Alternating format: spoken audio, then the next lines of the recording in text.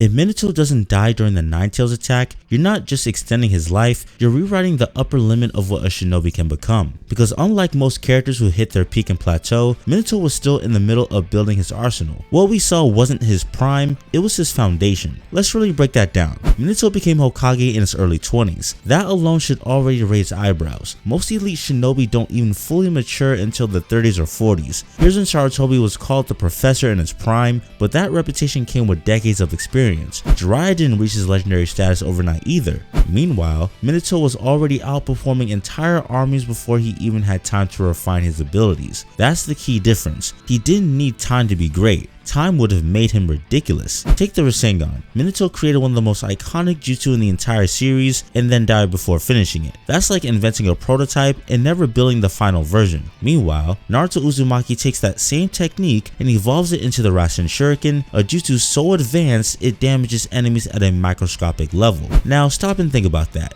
Naruto needed shadow clones, extended training arcs, and trial and error to get there. Minato, he was a natural genius with perfect chakra control and elite combat IQ. If Naruto could push the Rasengan that far, Minato absolutely could have done so, and probably cleaner. But here's where it gets interesting. Minato wouldn't just copy Naruto's approach, he'd optimize it for his own fighting style. Naruto's Rasen Shuriken is destructive and wide range. Minato doesn't fight like that. He fights like an assassin. So instead of a massive chakra explosion, his evolution of the Rasengan would likely be compact, hyper-focused, and lethal on contact. Think of a wind-style Rasengan condensed into a piercing point, almost like a spiraling drill or a chakra-augmented kunai that rotates at insane speeds. One clean hit, fight's over. And unlike Naruto, Minato wouldn't struggle to land it because of the Flying Thunder God technique. This is where Minato separates himself from almost everyone else in the series. Flying Thunder God isn't just a movement technique, it's a complete bypass of traditional combat. Positioning, reaction time,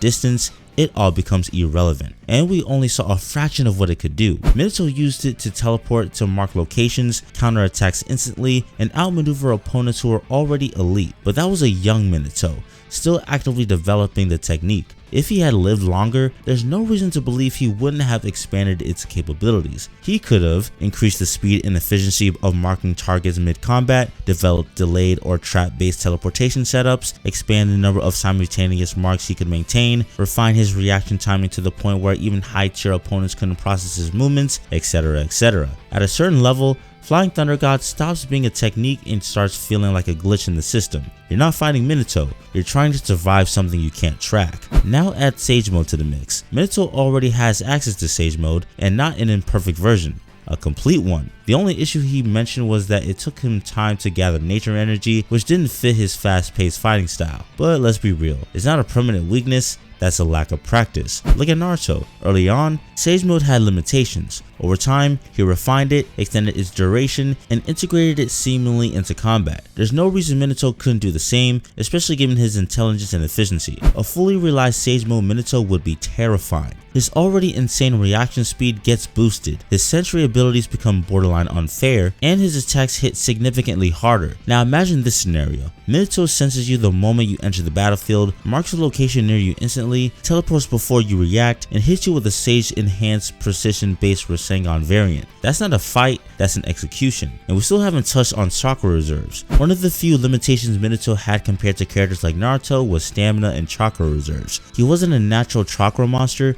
but that could have changed. Before his death, Minato sealed half of Kurama within himself. If he had lived, there's a very real possibility he would have learned to access and control that power over time, just like Naruto eventually did. Now you removed his biggest weakness. With Kurama's chakra supplementing his own, Minato gains significantly higher stamina, the ability to spam high-level techniques, and increased survivability in extended fights. At that point, you're combining perfect technique with massive energy reserves. That's a dangerous combination. So where does this version of Minato actually rank? He's not just Hokage level, he's sitting in an elite tier where characters don't just win fights, they control them. He wouldn't overpower people like Madara, Uchiha, or Hashirama Senju in raw force, but he wouldn't need to. His entire kit is built around bypassing durability, outmaneuvering opponents, and ending fights before they escalate. That's what makes his potential so dangerous. Minato wasn't on track to become the strongest in the traditional sense, he was on track to becoming the most efficient killer in the entire series. And the worst part, he never got close to finishing what he started. And this is why I see Minato as one of the most overrated characters of all time.